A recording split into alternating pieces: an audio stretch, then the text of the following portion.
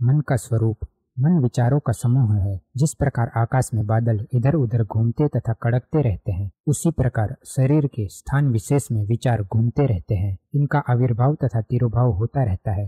बाह्य आकाश में अनंत शब्द भरे पड़े हैं, जिन्हें विशेष यंत्रों की सहायता से सुना भी जा सकता है। इसी प्रकार हमारे शरीर के स्थान विशेष मन में अनेक शब्द तथा संस्कार भरे हुए हैं। वर्तमान के शब्दों को ही मन ग्रहण करता तथा अपने अंदर सुरक्षित करता है, किंतु संस्कार तो इस जन्म के भी तथा पूर्व जन्मों के भी इसी मन में सुरक्षित रहते हैं। पतंजलि ने योग दर्शन में अधिकतर चित्त शब्द का प्रयोग किया है। चित्त का अर्थ यही है कि जिसमें जन्म जन्मांतर तथा इसी जन्म के भी संस्कार सुरक्षित हैं।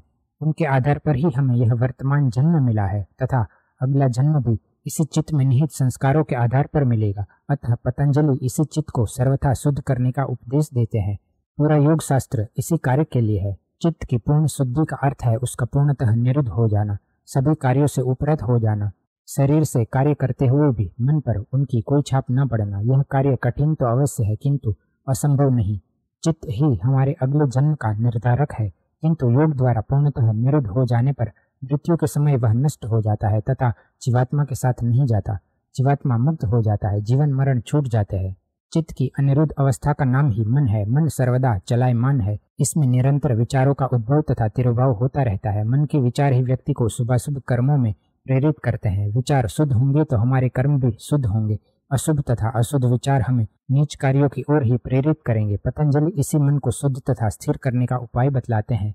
जिस प्रकार नदी में या समुद्र में तरंगे उठती रहती हैं, एक तरंग या लहर के समाप्त होने पर दूसरी लहर उठ जाती है, इसी प्रकार मन में भी विचार प्रादुर्भूत तथा तिरोहित होते रहते हैं।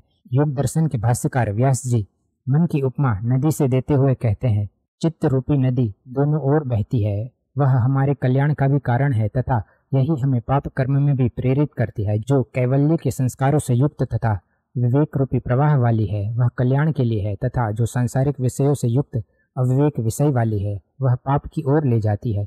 बस हम इतना ही करें कि मन रूपी नदी के प्रवाह को कल्याण की ओर ही बहने दे, पाप की ओर नहीं। इसके लिए हमें विवेकी बनना होगा। यदि हमने इसका प्रवाह कल्याणकारी कार्यों की ओर कर दिया तो यही हमें मोक्ष दिलाएगी, अन्यथा अधम लोकों में ले जाएगी। मन तथा बुद्धि। विवेक करना बुद्धि का कार्य है। मन का कार्य केवल चिंतन मनन करना है। उपनिषदों में मन, बुद्धि, स्मृति, धृति, चित्त आदि को मन का ही स्वरूप बतलाया है। पृथक पृथक कार्यों के आधार पर मन को ये नाम दे दिए जाते हैं। इस प्रकार बुद्धि भी मन का ही एक स्वरूप है। मन का स्वरूप चंचल है, जबकि बुद्धि का स्वरूप निर्णयात्मक है। हमारा कोई भी निर्णय बुद्धि के द्वारा ही होता है। कभी कभी मानसिक विचार इतने प्रबल हो जाते हैं कि व्यक्ति कोई भी निर्णय नहीं ले पाता तथा यही कहता है कि मेरी बुद्धि काम नहीं कर रही है। मन का निर्माण। मन एक भौतिक पदार्थ है। आत्मा की भांति वह अभौतिक नहीं है। मन का निर्माण हमारे भोजन से ही होता है। प्रश्न है कि शरीर का निर्माण भी तो भोजन से ही होता है। शरीर तो दिखलाई देता है, मन क्यों दिखलाई नहीं देता? इसका उत्तर है कि शरीर का निर्माण तो भोजन के स्थूल अंशों से होता है, किंतु मन का निर्माण भोजन के सूक्ष्म अंशों से होता है। वह इतना सूक्ष्म है कि स्थूल रूप में दिखलाई नहीं दे सकता। वह स्वरूप केवल विचारात्मक है। विचारों का समूह ही मन है। ये विचार भी हमें भोजन द्वारा ही प्राप्त होते हैं। आप परीक्षण करके देखें कि अन्न न मिलने पर तो शरीर क्षीण होता ही है। हमारी बुद्धि तथा मन भी कार्य करना बंद कर देते हैं। भूख से सताया हुआ व्यक्ति कुछ नहीं सोच सकता। उसके विचार, उत्साह आदि सभी कार्य मंद पड़ जाते हैं, क्योंकि भोजन के अभाव में मन शक्तिहीन हो गया है। इसे इस प्रकार भी देखिए कि हम जैसा भी अन्न खाते हैं, हमारे विचार भी वैसे ही बनते हैं। लोक में भी यह बात प्रसिद्ध है, जैसा खाए अन्न वैसा बने मन। इससे भी सिद्ध है कि मन का निर्माण अन्न के द्वारा ही होता है। यही कारण है कि हमारे प्राचीन शास्त्रों में सात्विक भोजन पर बहुत बल दिया गया है। सात्विक तथा शुद्ध भोजन से विचार भी शुद्ध ही बनेंगे।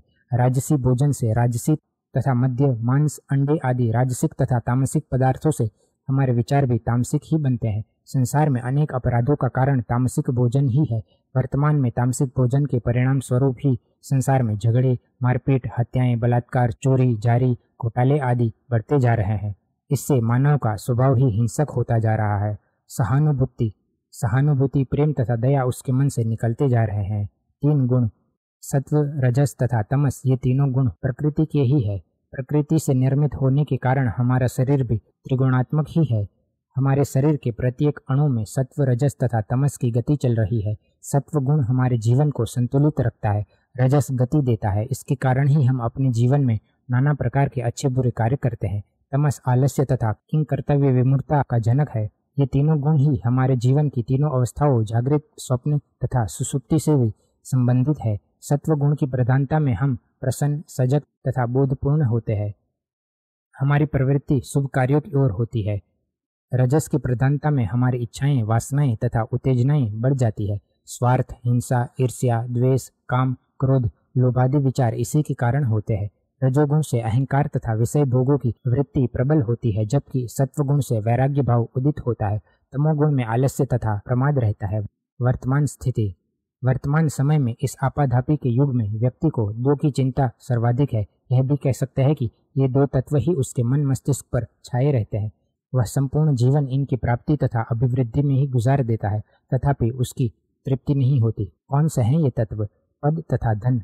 व्यक्ति लालायित रहता है कि उसे ऊंचे से ऊंचा पद प्राप्त हो, जिससे वह वहां अपने अधिकार का प्रदर्शन कर सके तथा उचित अनुचित तरीकों से विपुल संपत्ति अर्जित कर सके। जो व्यक्ति पद प्राप्ति से बाहर हैं, वे भी अधिकाधिक धन संग्रह के जाल में उलझे रहते हैं। अधिक धन प्राप्ति की अभिलाषा तो इतनी गहन है कि व्यक्ति इसके चक्कर में अपने आप को भी भूल गया है। न उसे ठीक प्रकार से अपने खान पान विश्राम का पता है तथा न ही अपने स्वस्थ जीवन का। बस वह जी रहा है, भागा भागा फिर रहा है। किस लिए? धन प्राप्ति के लिए। वह न तो अपने स्वास्थ्य के अनुकूल उचित खान पान करता है तथा न ही आवश्यक विश्राम। इसी उधेड़ बुन में उसकी नींद गायब हो रही है। शरीर नाना रोगों का घर बन रहा है।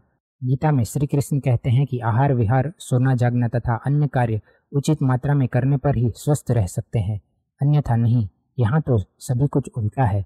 ऐसी स्थिति में परिणाम भी उल्टा ही होगा। सभी देख रहे हैं तथा अनुभव भी कर रहे हैं कि आज व्यक्ति कितनी बीमारियों का घर बन गया है। मधुमेह, हृदय रोग, गुर्दे तथा फेफड़ों के रोग, पेट के रोग, कैंसर जैसे रोग आज फैलते जा रहे हैं, जबकि पुराने समय में इनका पता भी नहीं था। इन सब का कारण वर्तमान वातावरण तथा हमारी उलट पुलट दिनचर्या ही है। और तो क्या, भिखारियों के पास भी लाखों रुपये रहते हैं। अब से 20-25 वर्ष पहले लाख को भी बहुत बड़ा समझा जाता था। आज तो करोड़ की भी कीमत नहीं है। व्यक्ति के पास धन है, इसलिए वह इन रोगों से चिंतित भी नहीं है। स्थान स्थान पर अस्पताल खुले हैं, प्राइवेट डॉक्टर बैठे। व्यक्ति तुरंत ही अपना उपचार करा लेता है। जब धन से यह कार्य हो रहा है तो संयमित जीवन जीने की क्या आवश्यकता है? दिन रात धन कमाओ तथा सुखदायी वस्तुओं एवं बीमारियों पर खर्च करो। ये लोग नहीं सोचते कि रोगों से व्यक्ति की कार्य क्षमता तथा आयु भी कम हो जाती है। अतः अच्छा तो यही है कि हम उचित आहार विहार तथा अपने कार्यों को धर्मानुकूल उत्तम रीति से करके स्वयं ही स्वस्थ रहे। हमारा शरीर केवल इतना ही नहीं है जो कि हमें दिखलाई दे रहा है, यह तो एक चतुर्थ भाग ही है। उनके बिना यह शरीर कुछ भी नहीं कर सकता, केवल मिट्टी का पुतला मात्र रह जाएगा। शरीर के शेष भाग है आत्मा, मन तथा बुद्धि। ये हमें दिखलाई नहीं देते। कोई भी चिकित्सक इन्हें नहीं देख सकता। कोई भी वैज्ञानिक अन्य वस्तुओं की तरह इनका विश्लेषण नहीं कर सकता। यह शरीर इनके आधार पर, इनके आश्रय से ही कार्य कर रहा है। उसमें स्वयं कार्य करने का सामर्थ्य नहीं है। ध्यान देने की बात यह है कि शरीर की भांति ये भी रोगी होते हैं। इनमें सबके रोग पृथक पृथक हैं। बुद्धि का रोग अज्ञान है। मन के तो राग द्वेष आदि अनेक रोग है। वस्तुतः मन ही नाना रोगों का कारण एवं आश्रय स्थली है। शरीर भी मन के साहचर्य से ही कार्य करता है। मन न हो तो शरीर भी कार्य नहीं करेगा। इसके विपरीत यदि मन में उत्साह आशा है तो शरीर रोगी तथा शिथिल होने पर भी कार्य में लग जाएगा। रोगों के प्रकार। हमें दो प्रकार के रोगों का सामना करना पड़ता है, शारीरिक एवं मानसिक। मन के कुछ रोग साधारण होते हैं तथा कुछ अति गंभीर होते हैं, जो व्यक्ति के संपूर्ण व्यक्तित्व एवं क्रियाकलाप को ही प्रभावित कर देते हैं। चिंता, निराशा, तनाव तथा अवसाद आदि रोग विशुद्ध रूप से मानसिक हैं। ये रोग शारीरिक रोगों की अपेक्षा गंभीर एवं भयावह है। विडंबना यह है कि शारीरिक रोगों के निवारणार्थ तो चिकित्सालय भी हैं तथा इनके निवारणार्थ लोगों के पास पैसा भी है। सरकारी चिकित्सालयों में निःशुल्क ही चिकित्सा की जाती है। इसके विपरीत मानसिक रोगों पर या तो रोगियों का ध्यान जाता ही नहीं, वे इन चिंता, उदासी, तनाव आदि के साथ ही जीवन जीने के अभ्यस्त हो जाते हैं। यह अलग बात है कि ऐसे मानसिक रोगों के रहते हुए आप स्वस्थ, प्रसन्न, सानंद जीवन नहीं जी सकते। इन रोगों से ग्रस्त व्यक्तियों का जीवन दुख में ही रहता है। इन मानसिक रोगों के निवारणार्थ सरकारी या सामाजिक स्तर पर कोई भी उत्तम चिकित्सालय उपलब्ध नहीं। इसका कारण यह भी है कि औषधियों के द्वारा इनका सफल निराकरण नहीं किया जा सकता। कुछ प्राइवेट मनोचिकित्सक अवश्य ही मानसिक रोगियों को देखते हैं, किंतु वहां भी पूर्ण रूप से मानसिक चिकित्सा नहीं, अपितु तो औषधियों का ही आश्रय लिया जाता है। मानसिक रोगों का निवारण मन के साधने से ही होगा। हमें मन के स्वरूप तथा उसकी गतिविधियों को समझना होगा। इन रोगों की चिकित्सा में अध्यात्म की प्रमुख भूमिका है। आजकल तो शारीरिक रोगों की चिकित्सा में भी ध्यान आदि का आश्रय लिया जाने लगा है। इसके परिणाम भी अच्छे ही आए हैं। मैं एक मनोचिकित्सक हूँ। मैंने मन, उसके रोगों, रोगों के कारणों तथा निवारण के उपाय पर चिंतन किया है। यह पुस्तक इसी दृष्टि से लिखी गई है, इसलिए इसका नाम हमने मन का कायाकल्प रखा है। जिस प्रकार शरीर के कायाकल्प से नवजीवन प्राप्त होता है, उसी प्रकार मन के कायाकल्प से निश्चित रूप में मानसिक रोगों से छुटकारा मिलेगा। तभी जीवन में उल्लास, उमंग, क्रियाशीलता तथा शांति आदि सद्गुणों का निवास होगा।